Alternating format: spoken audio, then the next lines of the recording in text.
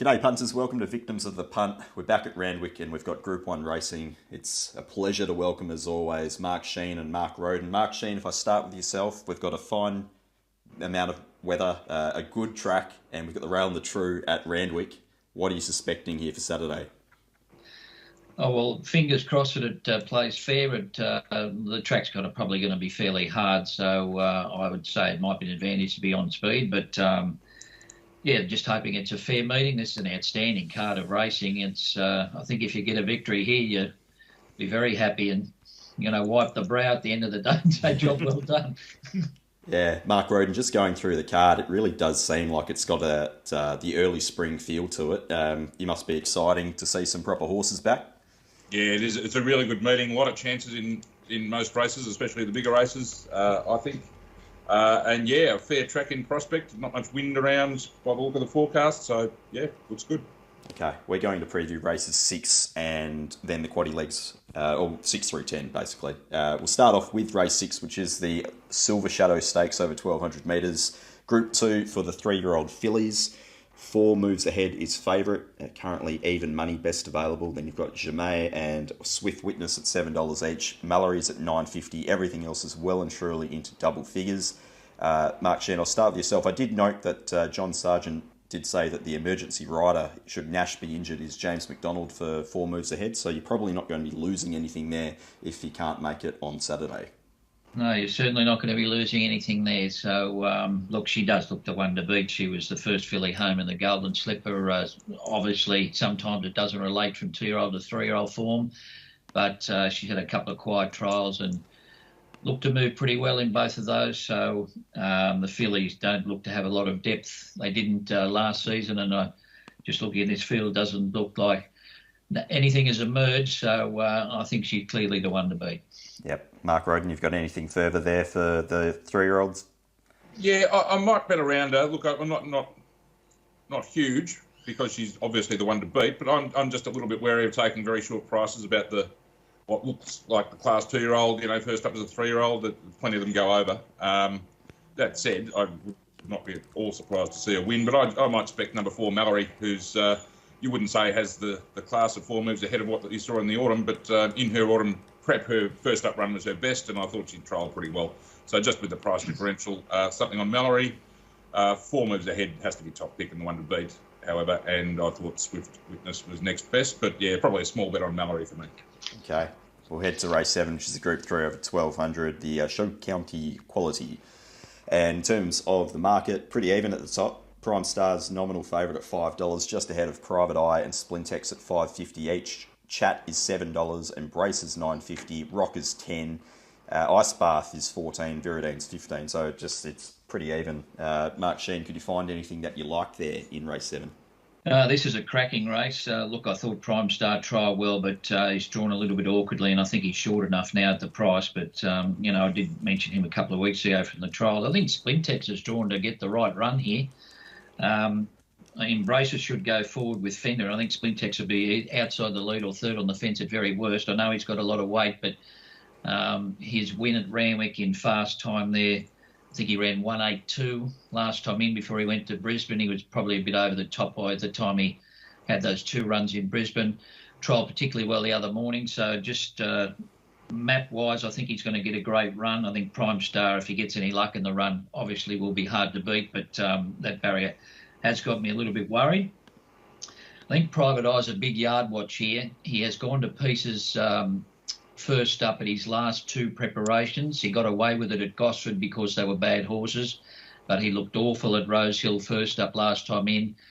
Did get checked in the run, but I don't think he was travelling at the time. So he could be a horse who improves with racing. So I think he's a big yard watch tomorrow if he sweats up or looks like he needs the run. Okay, very nice. Mark Rhoden, any thoughts here in the Show County? Yeah, I'm with Splintex as well. Last time he was at this track and distance on a firm track, he was sensational, I thought, and he's drawn to get every chance, and his trial was really good as well. I think he just has to be top pick. He's the obvious, and I'm surprised he's not shorter, to be honest. Maybe it's the weight that's keeping his price up a bit. I don't know, but I think if he runs up to that level that he showed at his last visit to Randwick, he will just about win this, I think. I think Chat's going really well.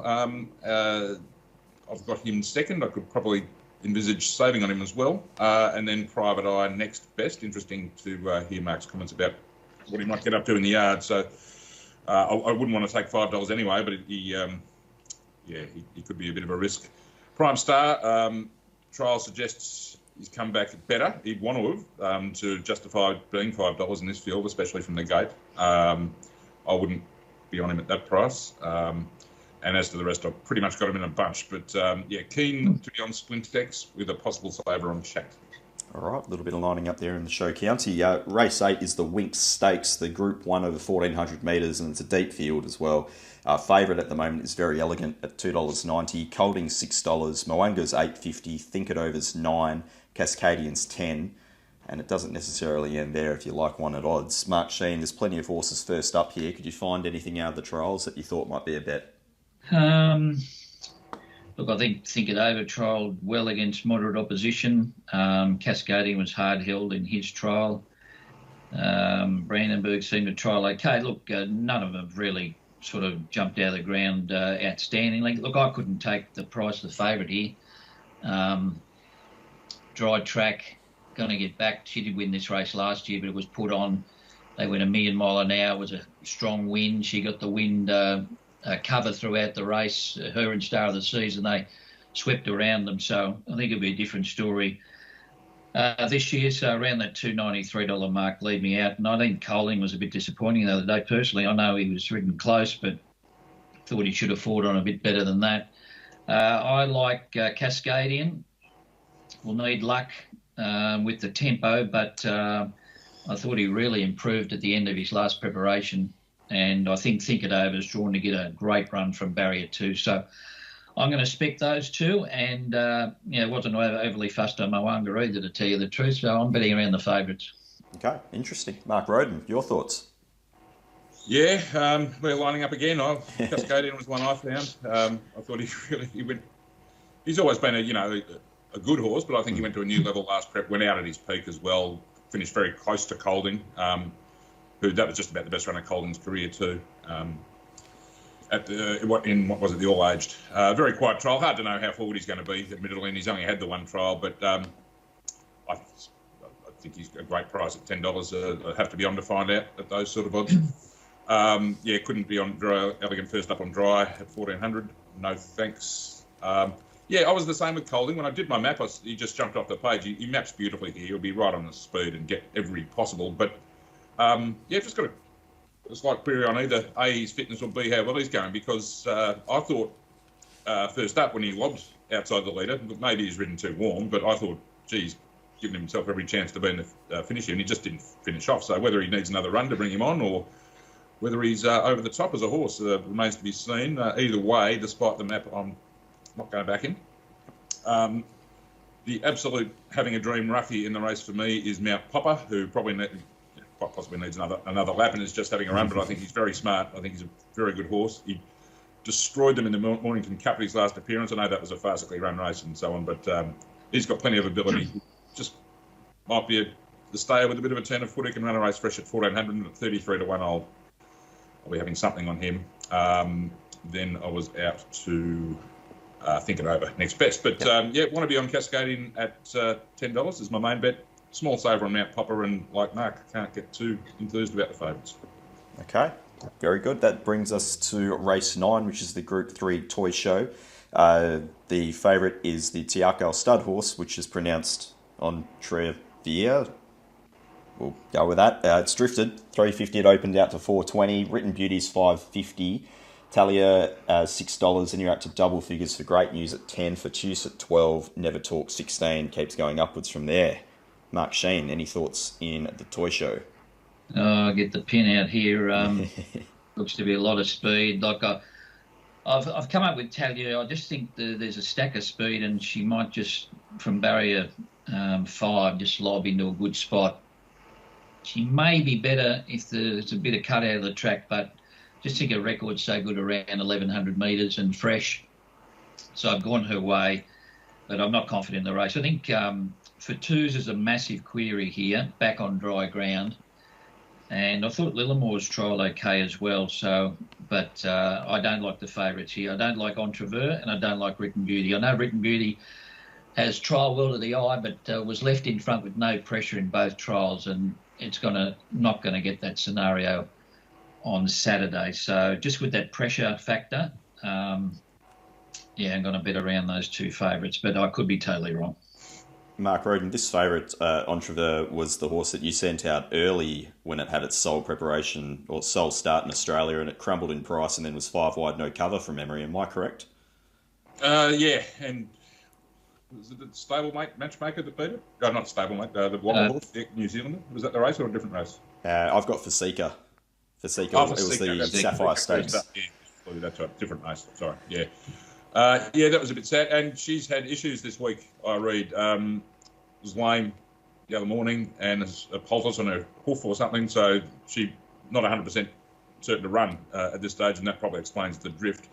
Well, that and 350 was probably too short with 59 kilos, barrier 19, and a field with 100 chances in it. 350 was a bit much, I thought. But, this is, very tough race. So Ballistic Lovers come out, who was going to be a little bit of the speed. Confidence level was about 5% here, but I might spec Villamide around 20 to 1. She's going to be on pace and she might blow up, but if there's a couple of others want to lead, like Lillamore and those sort of horses, maybe Written Beauty from inside and outsider, and if Villamide can let him go, it might get a nice on-pace trail with a light weight and run some sort of a race. On the other hand, the pressure might get her and she might blow up and run 10th. But at 20 to 1, I could maybe spec her, but you could make a case for a host of these, and I wouldn't go to war with you to talk about anything. It's that kind of race. Very, very tough indeed. Okay. Look, that brings us to the last race 10 at Randwick, a benchmark 88 over 1,400 metres. Big Boy Roy is currently on top at $4.20, $5.50 for a tissue. Matawatake, I'm getting better at that, is $8, as is Love Tap. Academy is $9.50. Poetic Charm is next in line at $16. Ventura Ocean and Outback Diva are both scratched. Mark Shean, anything to take us home in the last? Yeah, another tough race as we continue on through the day. Look, I think Big Boy Roy sets up well here. Look, he's you wouldn't want to go to war with him in the trenches, but he looks to get a pretty soft run here from the gate. Second to Frosty Rocks the other day, did have his chance, but he's a gross type, and I think he will improve with racing. So McDonald from an inside draw here. I think he sets up well. Matawatake's in outstanding form at the moment, and obviously got a great chance again. Has come home with 2 outstanding splits in his last 2 runs. So I think he looks the main danger. That's the way I'm going to play the race. Tissue just got back in a couple of its wins in New Zealand there. Was shaken up at Rose Hill the other morning in a trial. Took a little time to wind up. So, I've got a question mark about it first up, getting back in 1,400 metre race at Randwick. So I might bet around it, depending on how it looks in the yard. Great name, that, a tissue as well. Mare out of Savabeel, or by Savabeel out of Posey. Mark Rhoden, you've been on Matawatake a few times, or certainly last start anyway. Are you following up here? Yeah, last 2 times he's done the right thing for me, and yes, I'll certainly follow up at these sort of odds. I'm actually a bit filthy. They scratched Ventura Ocean. They went up 550. I thought it was a 25 to 1 chance, but even with that out, still around $8. Looks a great price. Matawatake to me. Query on a tissue, but not a bet at $5 for me. Big Boy Roy, I have next best, but as favourite, that issue Mark pointed out, he's not the most lion-hearted of gallopers. Will get every possible chance. He had every possible chance with McDonald on last time, didn't get it done. So I don't know.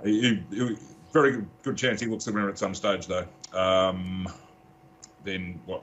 Cisco Bay would probably prefer on wet. What else? Love Tap. Geez, $8 Love Tap. The big grey horse. I don't know about that. Academy cannot fathom how he's single-figure odds. No, I think Matawatake's overs yet again, and I'll be backing him again. Okay, sounds good. Look, that brings us to the end. It's a very deep card, as you both pointed out. 10 races worth. We'll try and find some best bets, whether they be best bets, value bets, or lay bets. Mark Shean, I'll start with yourself. Yeah, as we've said, it's a tough day. Look, I thought Shuffle Up would be hard to beat in race 2. Obviously, Red Sandra, if it runs at Randwick, is going to be good opposition. But I like the fact that Shuffle Up has won at the 2,400 metres. And I like the way he sprinted after getting in an awkward spot there the other day.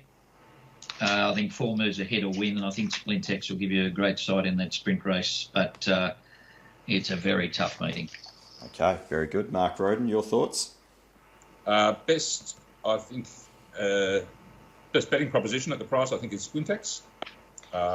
Matter Attack B is probably in that category as well, a very good bet at $8. And if it stays around $3, it'll be weighing very elegant. Okay, very good. It's an exciting card. Can't wait to see what unfolds here at Randwick on Saturday, but it's good to have the good races back, and it's a pleasure to welcome you both back to the review show. So we'll catch up on Monday and dissect it all with Rob Scurry. Until then, guys, go well.